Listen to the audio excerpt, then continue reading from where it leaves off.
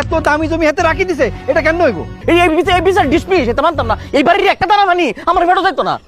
হায় রে ভাই বোন, হায় রে রক্তের বন্ধন। তোমাদের দাবি অনুযায়ী আইন অনুসারে তোমার বাবার সম্পত্তি তোমরা যে যেটুকু পাবা তার একটা সুষ্ঠু বন্টন করা হয়েছে। সোনালি, তোমার ভাগে পড়ছে ওই মেন রোডের 22% জমি। আর সীমা, তোমার ভাগে পড়ছে দক্ষিণ পাড়ার ওই বিটাটা, আর দক্ষিণ পাড়ার ওই বিটার নিচে যত দানি জমি আছে সব। আলহামদুলিল্লাহ।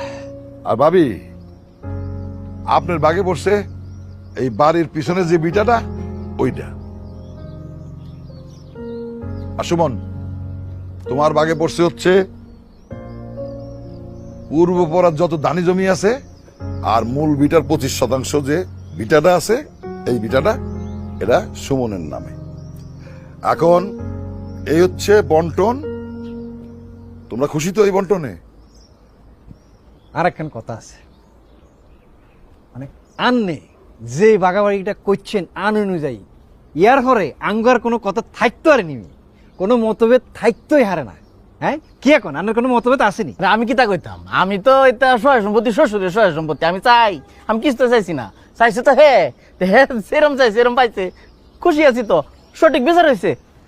আমরা খুশি, আমরা খুশি। আমিও খুশি। আমার ভবিষ্যতের জন্য ভিটা বাড়ি দরকার ছিল। এখন যদি আমি পড়াশোনা করে চাকরি বাড়াত নাও পাই, ওই যে জমি জমা পাইছি ওইটা নিয়ে আমি কিছু কইরা খাইতে পারবো। আমি আলহামদুলিল্লাহ অনেক খুশি। সালাম ভাই, আমার মামুনের ভাগ কোনটা? ভাবি, মামুনের বাটটা আছে। মামুন একটা জায়গা চায় নিছে, সেই জায়গাটা ছাড়া আর যা কিছু আছে মামুন বলছে সেগুলি সব ভাই বোনদের মধ্যে বন্টন করে দিতে। কিন্তু ওই জায়গাটা মামুন জীবনের কোনো কিছুর বিনিময়ে আচ্ছাড়া করবো না।